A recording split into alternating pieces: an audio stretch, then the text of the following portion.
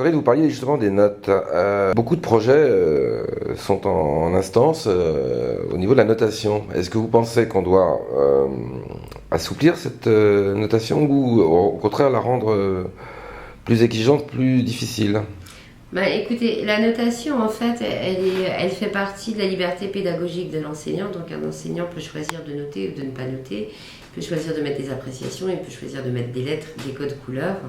Il faut qu'il y ait une harmonie dans l'école. Donc, ça, ce sont des choses qui se décident en conseil de cycle, entre enseignants ou en conseil des maîtres plus largement pour ce qui concerne toute l'école. Alors ces conseils de maître, ils ont lieu quand périodiquement Alors, les conseils de cycle, il y en a 4 par an. Les Oui. conseils des maîtres, il doit y en avoir à peu près autant. Et en cas de soucis ou de problèmes sur l'école, le directeur a autorité pour convoquer le conseil des maîtres autant qu'il le souhaite. Ça m'est déjà arrivé de convoquer mes collègues en leur disant conseil des maîtres extraordinaire. D'accord. Pour des problèmes particuliers, extrêmement urgents, et pour lesquels il fallait trouver des solutions très rapidement. Donc la notation parle encore beaucoup aux familles. Voilà, parce que aujourd'hui, les livrets d'évaluation qu'on rend aux familles sont faits par rapport au nouveau programme de 2008. Et les items qui sont évalués ne parlent pas toujours aux familles. Parfois, c'est extrêmement technique et les gens ont du mal à comprendre de quelles compétences on parle à travers ces items qui sont vraiment un petit peu alambiqués. Pour nous, ça parle effectivement, mais pour certains parents, pas forcément. Alors effectivement, on reçoit les parents, on essaye de leur expliquer au mieux quelles sont les compétences qu'on attend des enfants, quels sont les progrès qu'on attend. Mais les notes parlent encore. Oui, mais alors on dit que les notes peuvent être dévalorisantes psychologiquement pour l'enfant et le décourager. Il y a un grand débat actuellement sur les notes. Moi, je ne suis pas tout à fait d'accord avec ça parce qu'en fait, avec une note, je pense qu'il doit y avoir une appréciation. Et un élève qui avait 2 au premier contrôle sur la technique opératoire de l'addition, par exemple, qui a 4 au suivant et qui est à 6 au suivant, on peut souligner qu'il y a vraiment beaucoup de progrès. Et c'est pas parce qu'une note, c'est une base. C'est un niveau par rapport on positionne l'enfant par rapport à un niveau attendu. Mais si on arrive à expliquer aux enfants que les notes, pour eux, c'est une façon de voir où est-ce qu'ils en sont et de mesurer leur progression, et qu'une note, c'est pas une fin en soi, et que ça peut leur permettre à eux de s'auto-évaluer aussi. Il ne faut pas dramatiser la note. Est-ce que quand vous indiquez la moyenne d'une classe, est-ce qu'il n'y a pas une certaine cruauté qui peut être ressentie par les enfants, sachant qu'on est en dessous, dans la moyenne ou au-dessus? Je ne l'ai jamais fait. Oui. Je n'ai jamais indiqué la moyenne de la classe, Oui. à part dans les statistiques qui restent internes. Oui. Je n'ai jamais classé les élèves. Parce que certains enseignants le font. Certains enseignants le font, c'est un choix. C'est un choix qui n'est pas le mien. Justement, qu'est-ce que vous en pensez? Non, moi je suis contre. Vous êtes contre? Oui, je suis contre.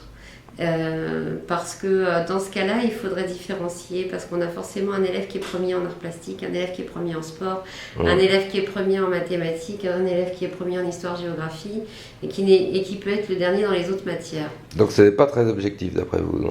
La classification des élèves, non. Moi par contre, j'ai toujours félicité les 3 meilleurs résultats de la classe en leur disant voilà, votre travail est absolument remarquable. Mais il m'est arrivé aussi de féliciter le dernier en lui disant que sa moyenne avait vraiment augmenté et que j'étais très fière de ses progrès. Et je n'ai jamais rendu les livrets par ordre de moyenne. Voilà. Je les ai toujours rendus par ordre alphabétique. Alors, puisque vous parliez de notes, Corinne, est-ce que le niveau de votre école se situe justement dans une moyenne nationale, ou est-ce que vous avez des problèmes d'homogénéité dans les classes? Oui, ça vous en avez parlé déjà. Alors, on a des classes très hétérogènes Et malheureusement, comme nous ne sommes pas en ZEP, nous n'avons pas de seuil d'élèves. Donc en fait, les classes sont de plus en plus surchargées, notamment les CP, les CE1. Ça, c'est extrêmement difficile parce que on ne peut pas, étant donné que tous les niveaux sont très chargés, on ne peut pas faire de double niveau. Donc il n'y a pas moyen d'alléger les effectifs dans les CP ou les CE1. On a des classes hétérogènes, on a un bon niveau, on a de très bons niveaux aux évaluations, de très bons résultats aux évaluations nationales. On a des pôles d'excellence dans l'école, notamment les langues vivantes, enfin l'anglais, puisqu'il n'y a que l'anglais qui est enseigné à Salon-Pro. Après, voilà, on a de très bons élèves, on a des élèves en difficulté et on essaye de faire en sorte d'encourager les bons élèves à aller plus loin et puis d'aider les élèves en difficulté à progresser. Il faudrait 25 élèves de plus pour qu'on ait une ouverture de classe. Oui. Voilà. Maintenant, une ouverture de classe, ce ne serait pas possible, on n'a pas de locaux. Donc, on est à 252 élèves pour 10 classes. C'est pas mal, sachant qu'il y a à peu près pas loin de 10% des élèves qui ont besoin d'une aide spécialisée. Alors justement, on parlait des locaux. On est dans une école quand même où les bâtiments sont assez vétustes. Vous êtes dans un projet de rénovation? Oui, donc les travaux ont commencé l'année dernière.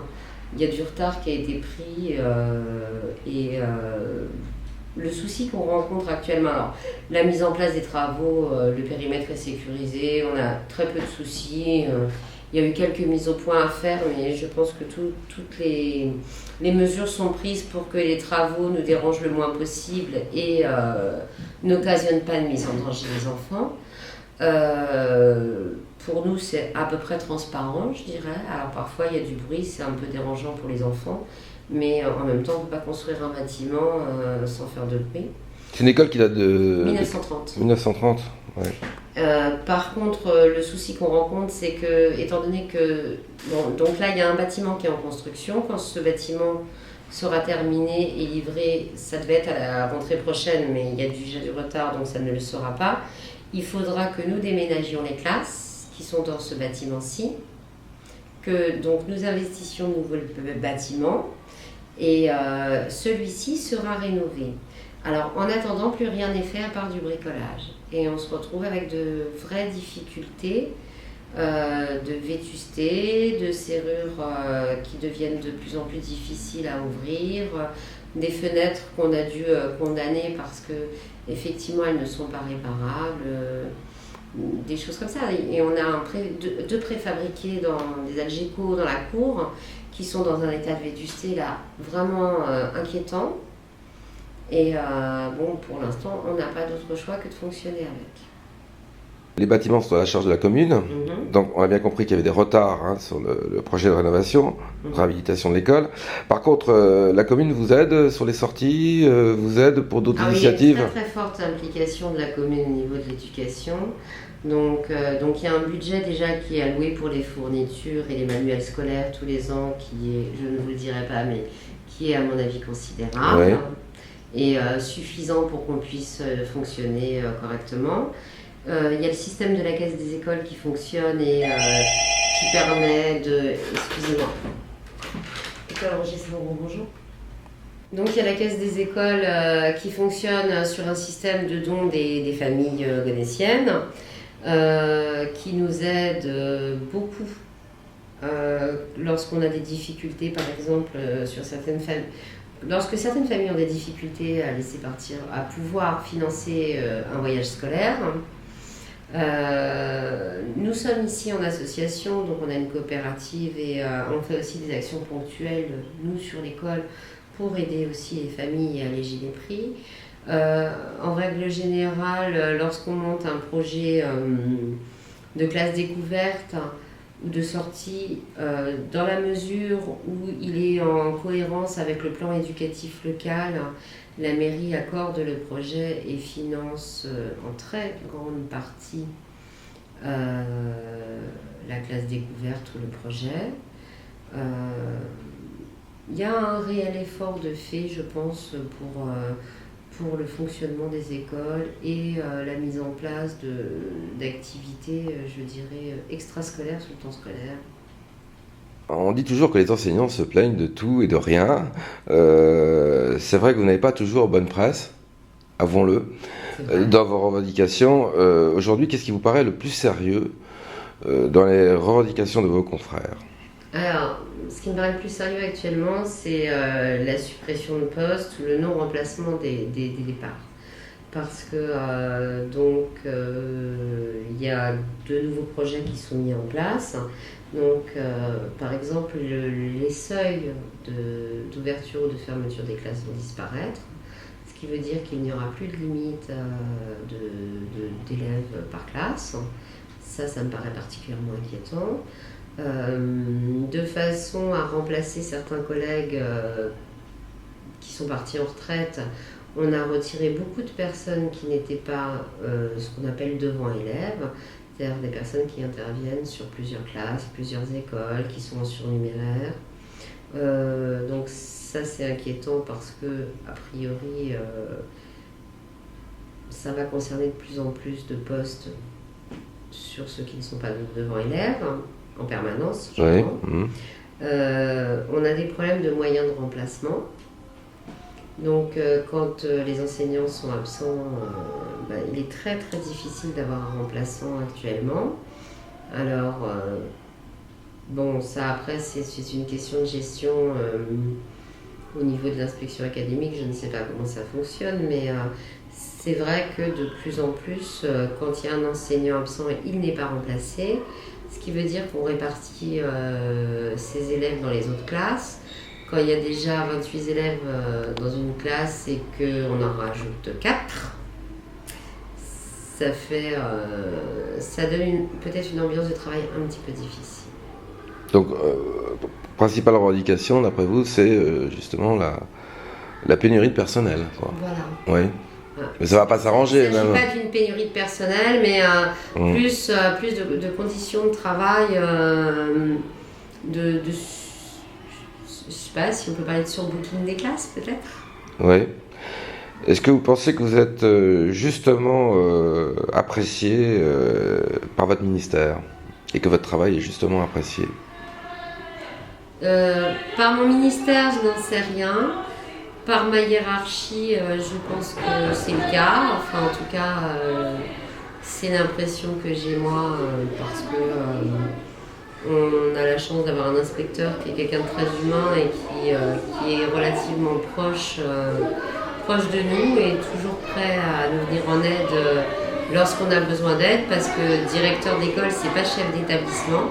On n'a pas tout pouvoir, donc parfois on a vraiment besoin d'inspecteurs et ici on a beaucoup de chance à Gonesse. Et je sais qu'aujourd'hui, alors par rapport au système de notation, quand on est inspecté, avant on avait le droit d'être surnoté, ce qui nous faisait passer au grand choix et donc nous faisait monter d'un échelon plus vite. Ça n'existe plus, c'est un petit peu dommage parce que c'était réellement la seule chose qui existait au mérite. Voilà, moi je suis un petit peu déçue à ce niveau-là, mais voilà, quand mon supérieur hiérarchique me fait un compliment sur ma façon de gérer un problème ou de résoudre un problème ou de tenir l'école, ma direction, etc., j'estime que, puisqu'il est le représentant du ministère à mon niveau, Oui. j'estime qu'effectivement on reconnaît mon travail.